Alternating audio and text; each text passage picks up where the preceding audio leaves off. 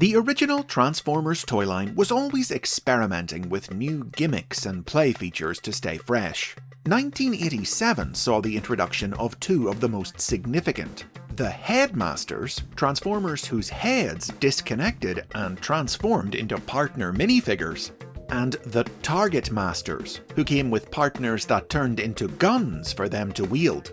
These are the basics on the third version of the master play pattern, POWERMASTERS.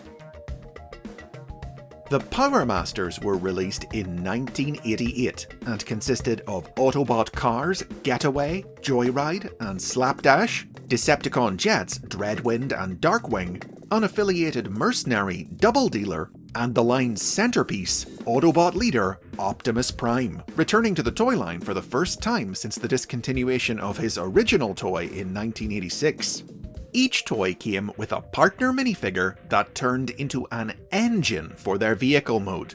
Plugging in the engine pressed a hidden button on the toy, unlocking its ability to transform to robot mode, or as the commercial put it, "Their engine's the key that unlocks their transformer energy." Of course, if you lost the engine, you could still reach in and push the button by hand. The Transformers partners were aliens from the planet Nebulos, and the idea behind the gimmick was that they served as the robots' power sources, fueling their partners' bodies with their own bioenergy. The story of this partnership was told in Marvel's Transformers comic book. Following the Transformers' first visit to Nebulos, during which Nebulans became bonded to Autobots and Decepticons as Headmasters and Targetmasters, the planet's ruling council asked top scientists High Q and High Test to find a way to stop the destructive alien robots from endangering the planet again. High Q's solution was to saturate Nebulos's atmosphere with radiation, harmless to Nebulans, but which rendered all the planet's energy sources poisonous to Transformers.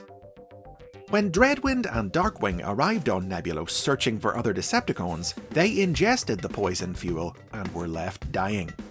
Jealous of High Q's accomplishments, High Test hired the thief Throttle to steal data on the PowerMaster process, a new method of energy conversion High Q was working on. Using it, High Test biomechanically modified his and Throttle's bodies, turning them into living batteries, then struck a deal with the Decepticons, agreeing to bond with them and power their bodies in return for their help discrediting High Q. Soon after, an Autobot team came to Nebulos to request High Q's help building a new body for Optimus Prime.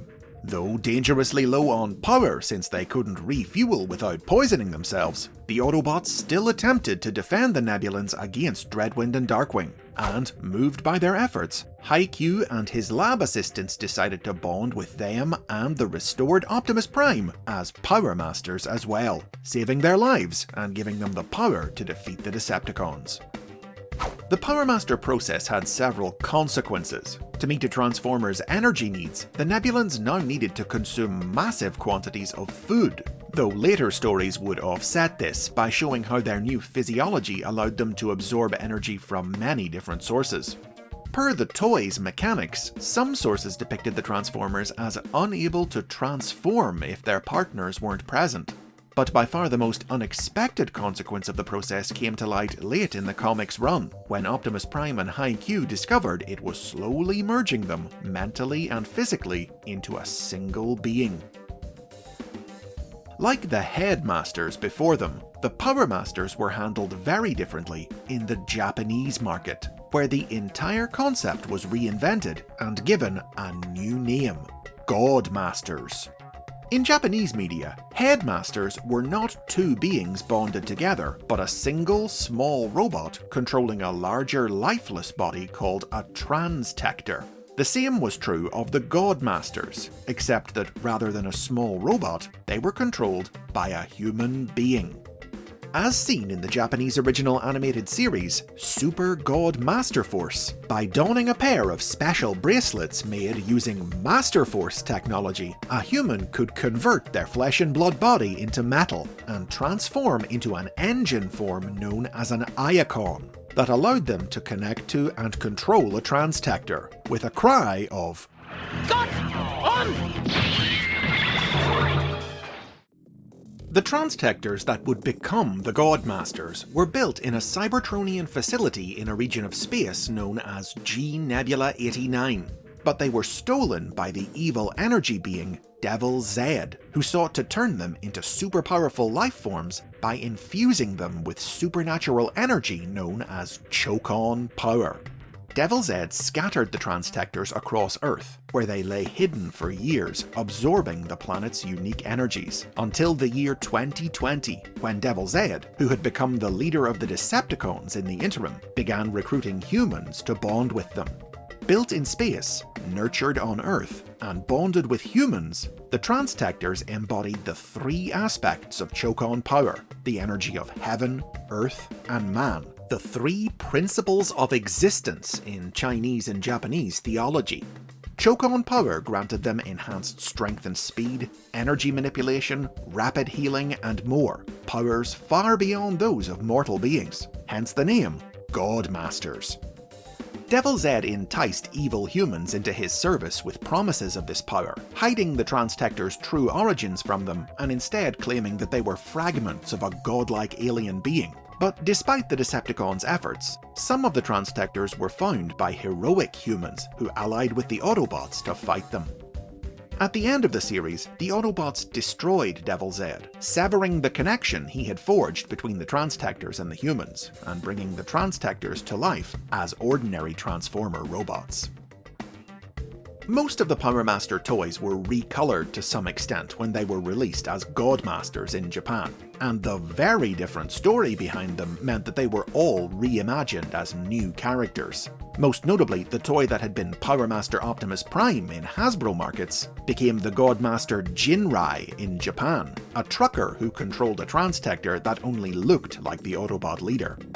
One additional Japanese exclusive figure was released, Decepticon Ambassador of Destruction Overlord, and the Autobot Godmaster engines were also recolored and sold separately as the Master Force Warriors, three Godmasters who didn't have transtectors of their own.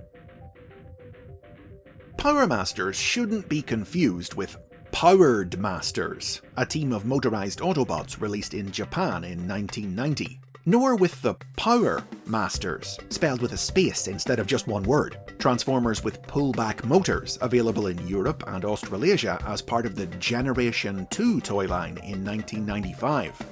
This casual recycling of the name speaks to the way that the PowerMaster concept just hasn't had the same level of impact on Transformers lore as the other Master gimmicks. There have been multiple new Headmaster and Targetmaster toys down through the years, but PowerMasters haven't been so lucky.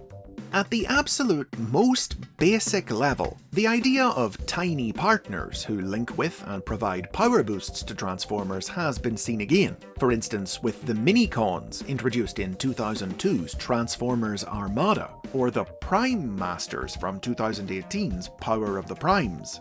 But the specific concept of a partner who becomes an engine that unlocks a toy's transformation hasn't been used again since 1988, and the technology has only received the occasional name drop in new stories, never playing a significant role.